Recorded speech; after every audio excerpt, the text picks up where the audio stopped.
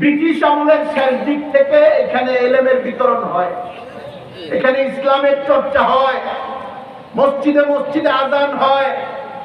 কিশোরগঞ্জ আলেমদের এত সমৃদ্ধ জনপদ বাংলাদেশে আর একটা দুইটা জনপদ এমন থাকতে পারে যেখানে প্রচুর আলেম, সাধারণ মানুষের সঙ্গে আলেমদের এই পরিমাণ সম্পর্ক। কোনো মানুষের শান্তি হরণ করার প্রয়োজন নাই, কোনো মানুষের প্রতি জুলুম করার প্রয়োজন নাই, কিন্তু আমাদের সুন্নতগুলো আমাদের ধারণ করা প্রয়োজন, আমাদের নবীকে আমাদের চেনা প্রয়োজন। আমরা কেন নবীর উম্মত, আমরা কেন তাকে মহব্বত করি, আমরা কেন তাকে ভালোবাসি, আমরা মওত পর্যন্ত কেন নবীর আদর্শের উপরে থাকবো, এই জায়গাটার বোঝাপড়া আমার সঙ্গে যেন আমার পরিষ্কার থাকে। আমার সন্তান, আমার ছেলে হোক মেয়ে হোক, আমি তাকে দিন শিখাবো। ইঞ্জিনিয়ার বানাইতে চাইলে ইঞ্জিনিয়ারও বানাবো, কিন্তু দিন শিখাবো। ডাক্তার বানাবো, প্রশাসক বানাবো, পুলিশ অফিসার বানাবো, মেজর জেনারেল বানাবো। এরা তো সবাই আমাদের ভাই। প্রশাসনের বিভিন্ন জায়গায় যারা রয়েছেন এই জাতির ভাই, এই উম্মতির ভাই। কিন্তু আগামী প্রজন্মে যারা আসবে, আমরা একজন মেজর জেনারেল দেখতে চাই, জামাতের সাথে আমাদেরকে নিয়ে উনি ইমামতি করবেন, আমরা তার পিছনে দাঁড়ায় নামাজ পড়বো। রাজি আছেন কিনা বলুন?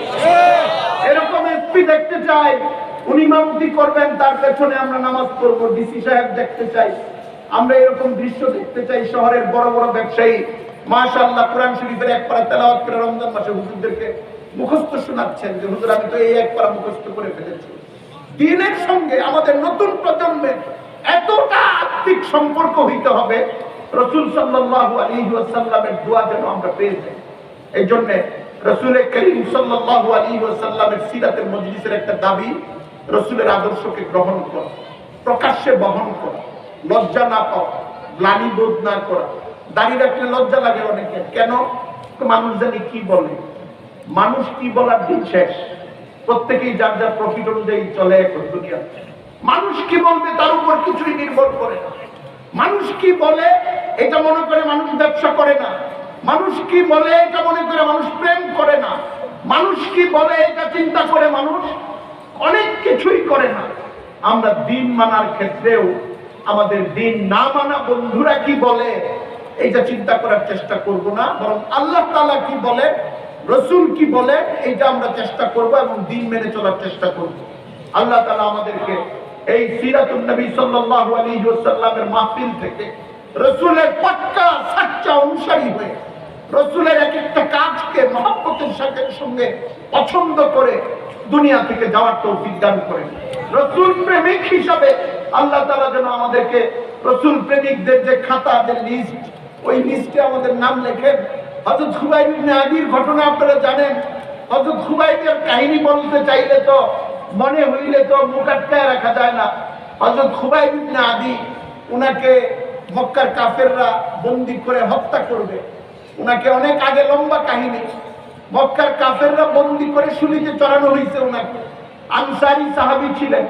রাসূল সাল্লাল্লাহু আলাইহি ওয়াসাল্লাম মদিনায়, সমস্ত সাহাবীরা মদিনায়, মক্কায় কোনো সাহাবী নাই, কোনো মুসলমান নাই।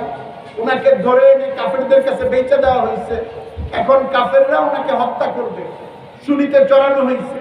শুলিতে চড়ায় ওনার গায়ে বল্লম মারতেছে, দাও দিয়া কুপাইতেছে, হ্যাঁ, ওনার গুস্তগুলো খুলে ফেলতেছে, রক্ত ছুটতেছে।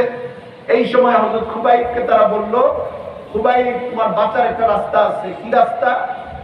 তুমি যে পজিশনে আছো এই পজিশনে তোমার নবী থাকবে, আর তুমি তোমার পরিবারের কাছে নিরাপদে ফিরে যাবা। এটার জন্য তুমি রাজি আছো কিনা বলো।